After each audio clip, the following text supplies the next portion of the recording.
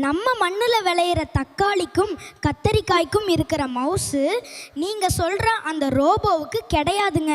Sir, நீங்கள் வெயிலில் நின்று கஷ்டப்பட வேண்டாம். ஏஐயை யூஸ் பண்ணால் ஏசி ரூமில் உட்காந்துட்டே விவசாயம் பண்ணலாம். மிஷினை நம்பி வாழ ஆரம்பித்தா மனுஷனும் மிஷின் மாதிரி ஆகிடுவாங்க. விவசாயம் தான் சார் உயிர். நடுவர் சார், இயற்கை வேணும் தான், ஆனால் இயற்கையை காப்பாற்றவும் இப்போ ஏஐ வேணும் சார்.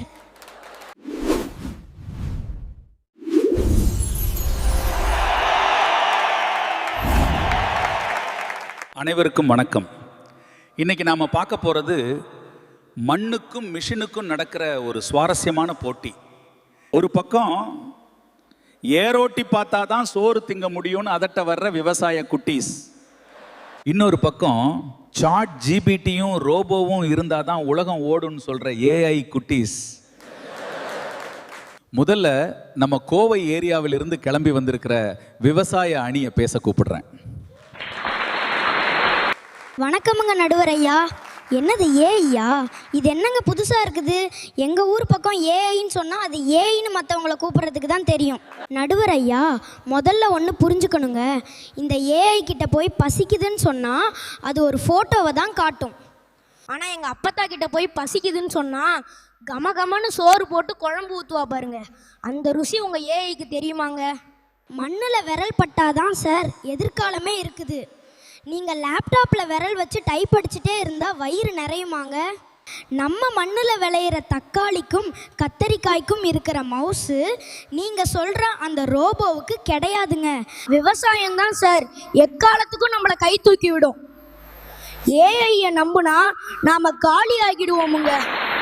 ஹலோ நடுவர் சார், விவசாயம் வேணான்னு நாங்கள் சொல்லலை, ஆனால் அந்த விவசாயத்தை யார் பண்ண போகிறா? இப்போ இருக்கிறவங்களுக்கே சேத்துல கால் வைக்க பிடிக்கல, அப்புறம் எப்படி எதிர்காலம் வரும்? கவலைப்படாதீங்க, அங்கே தான் எங்களோடது வருது. நாங்கள் ஒரு ட்ரோன் விடுவோம், அதுவே செடிக்கு தண்ணி ஊற்றும். நாங்கள் ஒரு ரோபோவை அனுப்புவோம், அதுவே களை எடுக்கும். எந்த மண்ணில் என்ன விதை போடணும்னு எங்களோட சேட் ஜிபிடி சொல்லும். சார், நீங்கள் வெயிலில் நின்று கஷ்டப்பட வேண்டாம். ஏஐயை யூஸ் பண்ணால் ஏசி ரூமில் உட்காந்துட்டே விவசாயம் பண்ணலாம். ஃப்யூச்சர் முழுக்க கம்ப்யூட்டர் தான் சார். ஏஐ தான் சார் ரியல் ஹீரோ. மழையே இல்லாமல் குளம் குட்டை இல்லாமல் காஞ்சு போனால் உங்கள் ஏஐ வானத்துலேருந்து தண்ணி கொண்டாருமாங்க. என்னது, ஏசி ரூமில் உட்காந்து விவசாயம் பண்ணுவீங்களா? நடுவர் சார், இவங்க சொல்கிறத பார்த்தா சிரிப்பு தாங்க வருதுங்க. இயற்கை இல்லாமல் எதுவும் இல்லைங்க. மண்ணில் இருக்கிற சத்து, மாட்டோட சாணி, நம்ம கஷ்டப்பட்டு போடுற உழைப்பு, இது எதையாவது உங்கள் கம்ப்யூட்டர்னால் செய்ய முடியுமாங்க? நீங்கள் ரோபோவை வச்சு வேணா செடியை நட்டுக்கலாங்க, ஆனால் அந்த செடியில் விளையிற காய்கறிக்கு ருசி தர முடியுமாங்க? மண்ணில் கை வச்சவனுக்கு தான் சார் மனசு இருக்கும். மிஷினை நம்பி வாழ ஆரம்பித்தா மனுஷனும் மிஷின் மாதிரி ஆகிடுவாங்க. விவசாயம் தான் சார் உயிர். ஏஐ வெறும் வெயிறு தாங்க. நடுவர் சார், இயற்கை வேணும் தான், ஆனால் இயற்கையை காப்பாற்றவும் இப்போ ஏஐ வேணும் சார். விவசாயம் மட்டும் இல்லை, எதிர்காலத்தில் நாம் படிக்கிறதுக்கு, சமைக்கிறதுக்கு, ஏன் டாக்டர் கிட்ட போகிறது கூட ஏஐ தான் கை கொடுக்கும். உலகமே இப்போ ஏஐ பின்னால் தான் ஓடுது. நாங்கள் அப்டேட்டட் கிட்ஸ் சார். எதிர்காலம் ஏஐயோட கையில் தான் இருக்குது.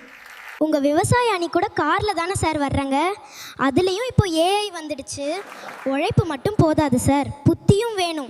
மழை எப்போ வரும், புயல் எப்போ வரும், பூச்சி எப்போ வரும், இது எல்லாத்தையும் முன்னாடியே கண்டுபிடிச்சு சொல்கிறது எங்களோட ஏஐ தான் சார். மிகவும் அருமையான விவாதம். விவசாய அணி சொன்னது போல மண்ணு தான் நம்ம உடம்பு. மண்ணில் விளையிற ருசியையும் உழைப்பையும் எந்த மிஷினாலையும் தர முடியாது. விவசாயம்தான் நம்ம எதிர்காலத்தின் அஸ்திவாரம். அதே சமயம் ஏஐ அணி சொன்னது போல தொழில்நுட்பம் தான் நம்ம கை. அந்த அஸ்திவாரத்தை ஸ்ட்ராங்காக்க இப்போ டெக்னாலஜி வேணும். அதனால் தீர்ப்பு என்னன்னா, விவசாயம் இல்லாமல் நாம் வாழ முடியாது, ஆனால் ஏஐ இல்லாமல் நாம் வேகமாக வளர முடியாது. எதிர்காலத்தில் ஏஐயை பயன்படுத்தி விவசாயத்தை இன்னும் சூப்பராக செய்கிறவங்க தான் நிஜமான அறிவாளிகள். மண்ணையும் நேசிப்போம், மிஷினையும் அறிவோட பயன்படுத்துவோம். ரெண்டு பேருமே எதிர்காலத்துல நமக்கு தேவைதான். விண்மினி